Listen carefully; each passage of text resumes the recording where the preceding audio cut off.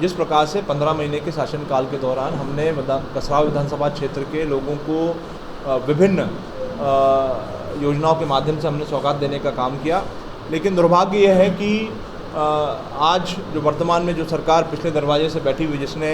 विधायकों की खरीद फरोख्त करके सत्ता में तो बैठ गए, लेकिन जो जन भावनाएँ हैं उन जन भावनाओं के अनुरूप ये सरकार काम नहीं कर रही है। और उसी का दुष्परिणाम है कि आज हमारी कसराव विधानसभा की जितनी विभिन्न योजनाएं हमने हमारे शासनकाल में स्वीकृत कराने का काम किया था, वो सारी योजनाओं को ठंडे बस्ते में डालने का काम आदरणीय साथियों किया है। मैं जब कृषि मंत्री था तो मैंने 12 महत्वपूर्ण सड़कें हमारे इस क्षेत्र के किसानों के लिए हमने मंजूर कराई थी, और उस योजना में लगभग सारी प्रक्रिया पूर्ण हो चुकी थी, निविदाएँ हो गई थी, एजेंसियाँ फाइनल हो गई थी। चूँकि मूल विभाग हमारा मंडी विभाग था, लेकिन जो क्रियान्वयन एजेंसी थी वो पीडब्ल्यूडी थी। उस पीडब्ल्यूडी विभाग को हमने लगभग 21 करोड़ रुपए हमें ट्रांसफ़र करने का काम भी आदरणीय साथियों किया था। सिर्फ काम शुरू होना था, लेकिन इस बीच जो सत्ता परिवर्तन हुआ, और सत्ता परिवर्तन होने के आज लगभग 2.5 साल होने में आ रहे हैं। इन 2.5 सालों में उन योजनाओं को जो लोगों से जुड़ी हुई योजना थी, उन योजनाओं को ठंडे बस्ते में डालने का काम आदरणीय साथियों को। इन योजनाओं को विधानसभा में उठाया था आपने, वहाँ का क्या संतोषजनक जवाब मिला या संतुष्ट है आप? अभी विशेष करके हमारी सड़कों की हम बात करें तो इन सड़कों को लेकर के पिछले दिनों जो हमारे विधानसभा का सत्र आहूत हुआ था, उसमें हमने एक प्रश्न के माध्यम से, जिसका वीडियो जो है आप सब लोगों ने देखा होगा, उसमें हमने इन योजनाओं को पुनः स्वीकृति सरकार प्रदान करे, और हमारे जो किसान साथी हैं उन किसान साथियों को राहत पहुंचाने का काम करें। इसके लिए हमने उस प्रश्न के माध्यम से हमने कार्रवाई करने का काम आदरणीय साथियों कहा था, जहां पर माननीय पीडब्ल्यू मंत्री जी ने हमें आश्वासन दिया था विधानसभा में कि हम पत्र लिख करके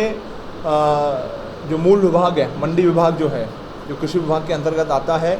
उनको पत्र लिख करके जो राशि उनने वापस मांगी है, उस राशि को वापस मांगने का काम हम लोग करेंगे, और जो आपकी सड़कें स्वीकृत हुई हैं उन सड़कों को पूर्ण करने का काम आदरणीय साथियों करेंगे। लेकिन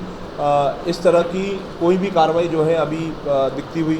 होती हुई दिखाई नहीं दे रही है। मैंने पुनः जो है एक पत्र लिख करके जो आश्वासन माननीय मंत्री जी ने हमको दिया था, वो सारी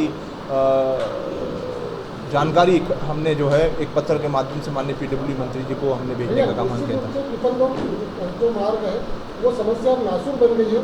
क्योंकि वो 1-2 दिन का काम नहीं, काफ़ी लंबे समय हो गया उसको, और आप क्योंकि भावनात्मक रूप से उससे जुड़े हैं, क्योंकि उसकी मंजूरी आपके पिताजी ने करनी थी, तो क्या आप नहीं चाहते कि अब उसको एक बड़े आंदोलन के रूप में लेकर उसको तत्काल हल किया जाए? नहीं, देखिए, हम लोग और हमारे साथी जो भी प्रयास होते हैं, वो प्रयास हम लोग काफ़ी समय से हम लोग कर रहे हैं, चाहे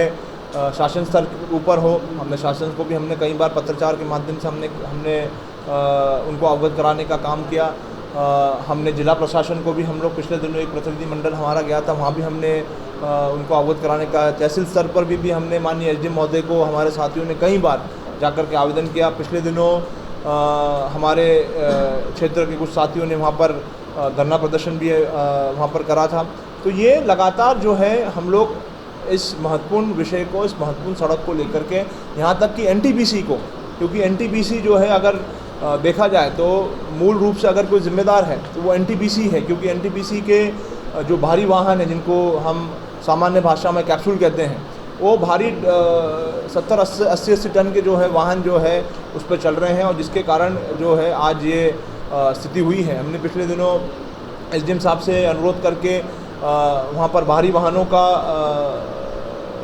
आवागमन को हमने बंद करवाने का काम आदरणीय साथियों किया, लेकिन उससे समस्या का हल नहीं होने वाला है। समस्या का हल तभी हो पाएगा जब शासन जो है इस गंभीर विषय को जो है स्वीकार करेगी, और उसमें तत्काल रूप से जो है कार्रवाई करते हुए इस महत्वपूर्ण रोड को पूर्ण करने की दिशा में इसके टेंडर करवाने का काम आदरणीय साथियों करें। हम यहाँ तक कि सीआरपीएफ जो सेंट्रल रिजर्व फंड होता है, उस सेंट्रल रिजर्व फंड को भी हमने प्रस्ताव बना करके भेजा है, लेकिन आज दिनांक तक कोई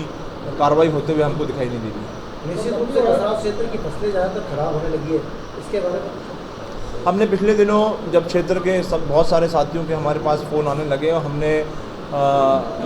सब जगह हमारे साथियों से उसने जायज़ा भी लिया, सबसे बात भी करी, और वाकई में हमारे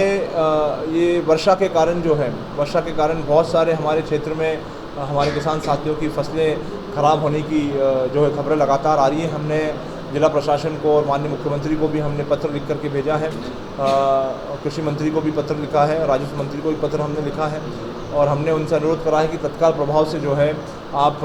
इसका सर्वे करवाएं और सर्वे करा करके जो फसल नुकसानी हुई है और फसल नुकसानी की भरपाई करने का काम करें और उनको उचित मुआवजा दें। ताज़ा खबरों के लिए सब्सक्राइब करें JSR टाइम्स और साथ ही नोटिफिकेशन पाने के लिए बेल आइकन को दबाएं।